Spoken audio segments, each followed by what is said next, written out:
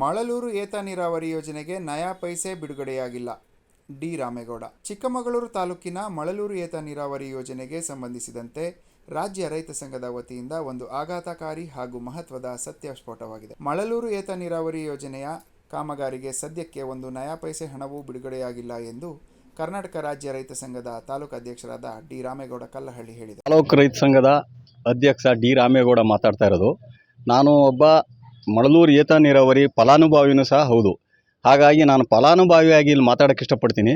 ಯಾಕೆಂದರೆ ನಾವು ತಾಲೂಕು ರೈತ ಸಂಘದಿಂದ ಕೆಲವು ದಿವಸದಿಂದ ಕೆಲವು ಲೀಡರ್ಗಳು ಎಲ್ಲ ಇದು ಏತ ನೀರಾವರಿ ಬಗ್ಗೆ MLA ಅವ್ರನ್ನ ಮತ್ತು ನೀರಾವರಿ ಇಲಾಖೆಗೆ ಸಂಬಂಧಪಟ್ಟ ಇಲಾಖೆಗಳಿಗೆ ಹೋಗಿ ಅದ್ರ ಬಗ್ಗೆ ಅದು ಯಾಕೆ ನೆನೆಗುದಿಗೆ ಬಿದ್ದಿದೆ ಅಂತೇಳಿ ವಿಚಾರಿಸಿದಾಗ ಅವರು ಒಂದು ದಿವಸ MLA ಅವರು ನಾನೇ ಅದೇ ಸ್ಪಾಟಿಗೆ ಬಂದು ಅಧಿಕಾರಿಗಳ್ನ ಕರ್ಕೊಂಬಂದು ಏನು ಸಮಸ್ಯೆ ಇದೆ ಅಲ್ಲಿ ಕಾಮಗಾರಿ ಪ್ರಾರಂಭ ಮಾಡೋಕ್ಕೆ ಅಂತೇಳಿ ವಿಚಾರಿಸ್ತೀನಿ ಅಂತೇಳಿ ಅವರು ನಿನ್ನೆ ನಮ್ಮ ಏತ ನೀರಾವರಿ ಏನು ರೈಸಿಂಗ್ ಪಾಯಿಂಟ್ ಇದೆ ಪಂಪ್ ಹೌಸ್ ಹತ್ರ ಮತ್ತಿಕೆರೆ ಕಟ್ಟವಳೆ ಪಂಪ್ ಹೌಸ್ ಹತ್ರ ಬಂದು ಅಲ್ಲಿ ಎಲ್ಲ ರೈತರು ಸಭೆ ಸೇರಿ ಸಂಬಂಧಪಟ್ಟ ಏತ ನೀರಾವರಿ ಅಚ್ಚುಕಟ್ಟಿನ ಪ್ರದೇಶದ ರೈತರು ಮತ್ತು ಆಜುಬಾಜು ಗ್ರಾಮದ ಎಲ್ಲ ರೈತರು ಸೇರಿ ಅಲ್ಲಿ ಸಭೆ ನಡೆಸಿದ್ದು.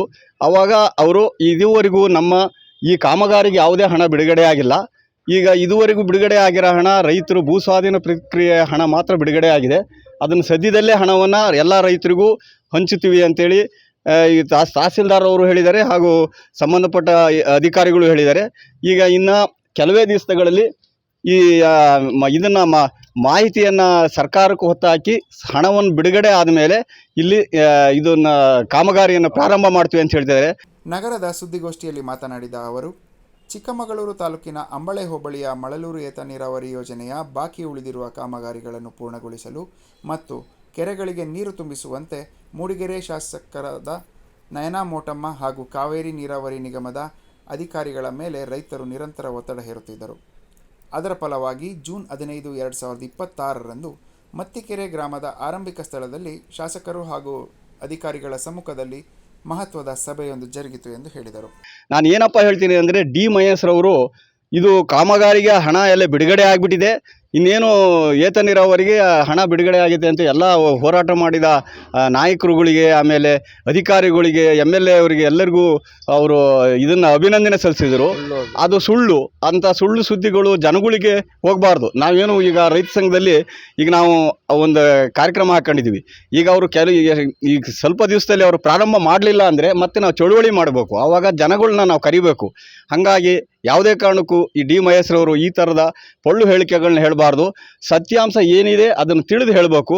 ನಮಗೂ ಅಲ್ಲಿ ನಾನು ಫಲಾನುಭವಿ ಮತ್ತು ನಾನು ಏತ ನೀರಾವರಿಗೆ ಸಂಬಂಧಪಟ್ಟ ರೈತನಾಗಿ ಹೇಳ್ತಾ ಇದ್ದೀನಿ. ನಮಗೆ ಬೇಕಾಗಿರೋದು ಈ ಎಲ್ಲ ಫೈಟ್ಗಳು ಬೇಕಾಗಿಲ್ಲ. ನಮಗೆ ಬೇಕಾಗಿರೋದು ಏತ ನೀರಾವರಿ ನೀರು. ನಮ್ಮ ಕೆರೆಗಳಿಗೆ ನೀರು ಹರಿಸಬೇಕು. ಖಂಡಿತವಾಗಿ ಅದು ನಮ್ಮ KK ಕೃಷ್ಣೇಗೌಡರ ಕನಸು. ಹಾಗಾಗಿ ಈ ಒಂದು ವರ್ಷದೊಳಗೆ ನೀರು ಹರಿಸ್ತೀವಿ ಅಂತೇಳಿ ಅಧಿಕಾರಿಗಳು ಮತ್ತು ಶಾಸಕರು ಭರವಸೆ ಕೊಟ್ಟಿದ್ದಾರೆ. ಅವರು ಆಗಲಿಲ್ಲ ಅಂದರೂ ನಾವು ಕೆಲವು ದಿವಸ ನೋಡ್ತೀವಿ. ಇನ್ನು 15-20 ದಿವಸ ಅವರು ಕೆಲಸ ಪ್ರಾರಂಭ ಮಾಡಲೇ ನಾವು ಹೋರಾಟವನ್ನು ರೂಪಿಸ್ತೀವಿ.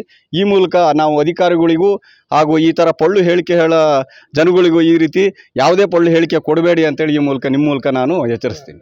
ಸುದ್ದಿಗೋಷ್ಠಿಯಲ್ಲಿ ಹರೀಶ್, ಕಾಂತರಾಜು, ಹುಲಿಗೌಡರು, ಚಂದ್ರಶೇಖರ್, ಮುಳ್ಳುಂಡಪ್ಪ, ಲೋಕೇಶ್ ಉಪಸ್ಥಿತರಿದ್ದರು.